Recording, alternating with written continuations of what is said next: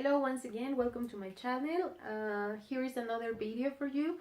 Today I'm going to explain the second conditional. The second conditional is used in English to indicate or to express unreal situations.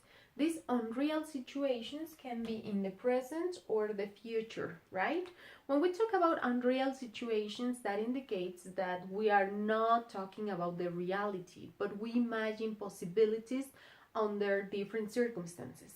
Okay, so the second conditional contains two clauses. The first is the condition and the second one is the result. Later on we will see that we can change the order. Okay, so let's take an easy example. Am I a boy or a girl? I am a girl. That is my reality. I am a woman, right? But I can imagine the opposite. Okay, if I were a man, okay, if I were a man, right, if I were a man, this is not the reality because I am a woman, so I just imagine, if I were a man, I would like soccer. This is just an example. Not everybody likes soccer, okay, but most men like soccer, so it's just an example. If I were a man, I would like soccer. That is my imaginary situation, but the reality is that I am a woman. So, as you see in the condition, we have the conditional word, which is if. Then I have the subject. And then I have the verb. As you can see, this looks similar to the past, but the name of this is the subjunctive form, subjunctive, okay? It is the subjunctive form. This is going to give me the conjugation of an imaginary situation. And then, in my result, I continue with another subject. These subjects can be different. For example, if I were a man, my boyfriend wouldn't like me, okay? But that is another different thing. So I is going to be my subject, would is going to be my auxiliary, and like is the verb in simple form, right? Now, as you can see, because it's an imaginary situation, you have to remember what tense you are going to use, the subjunctive. Then in many places, people teach students that this is the simple past, okay? And that is sometimes confusing for some students because they think they are talking about the past. But as you can see, we are talking about the present and the future. The only thing is that the conjugation is the same that you use in the past, but you are not expressing a past idea because the subjunctive doesn't have a different conjugation. Remember that in Spanish we have different verbs in order to express our ideas. In English, that doesn't happen. So you just have to remember that it is the past form, but you're really using the subjunctive mood. Okay?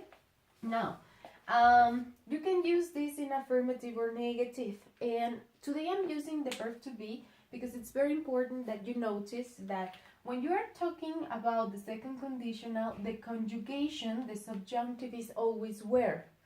In the simple past, you say, I was. Yesterday, I was at school, no? So, where is not like the correct conjugation that we use in past, but only for these purposes, you have to use were or the negative, weren't. So, you say, if I were a man, if she were a man, if they were a man, if it were a man. So, it is exactly the same conjugation for all your subjects, right? Now, you can use this also in negative. For example, let's imagine, my reality is that I speak English. Not very well, but I can express my ideas. So, let's imagine the contrary. If I didn't speak English, if I didn't speak English, I wouldn't be a teacher, or I couldn't be a teacher, right? I couldn't be a teacher. Okay, so once again, we have two clauses. My first clause in this case is the condition. You can recognize it because the condition always has the word if.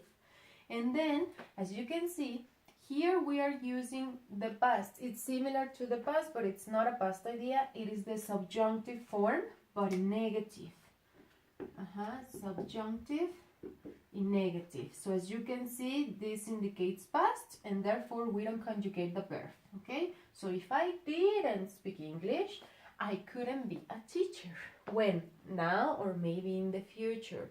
I'm not expressing the past. Okay? So once again, I have my subject, my auxiliary, and after auxiliaries like would or could, we have to use the simple form of your verb, right? We can change the order. For example, I couldn't be a teacher if I didn't speak English. Okay, so the order doesn't really affect the meaning of your idea. Now, this is for negative. This is the subjunctive of your verb to be, okay? Of the verb to be. Remember that the negative is weren't, okay? And as you can see, this is not the verb to be. Therefore, you have to use the auxiliary didn't for the past in negative. You can also use it in affirmative. For example, my reality is that I don't speak French. Just some words, but I don't speak French very well. And let's imagine the opposite. If I spoke French very well, I might be a French teacher. I might be a French teacher, right?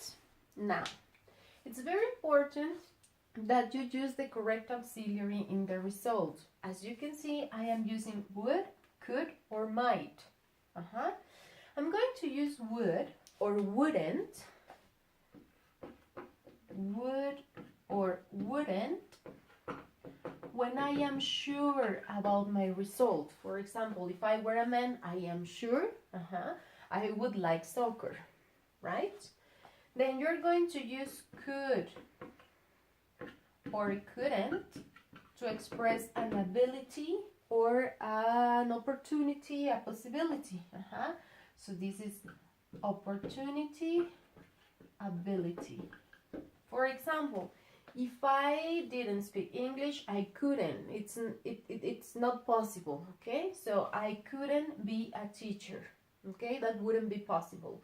And then you're going to use might when you are not sure. You can say might or, well, I'm going to erase this. I'm going to write it over here. Might or might not. And this is when you are not sure. You are 50-50. You are uncertain about the situation. In this case, I'm not sure because I really like teaching English, and I am not sure if I would like to be interested in teaching French. So you are not sure. Now, as you can see, you can use both forms: would, wouldn't, affirmative, negative, could, couldn't, affirmative, negative, might not. Right here, there is no contraction. You say might not, okay? And remember, contractions are very informal when you're writing, but you can use them when you are speaking. They are like more common, okay? So, well, this is all the information about the second conditional. I hope it is clear, but if you have any questions, please let me know. Just remember, you are not expressing past ideas. You are expressing imaginary situations in your present or in your future, okay? So I hope to see you soon. Thank you very much for watching, and don't forget to subscribe. Bye-bye.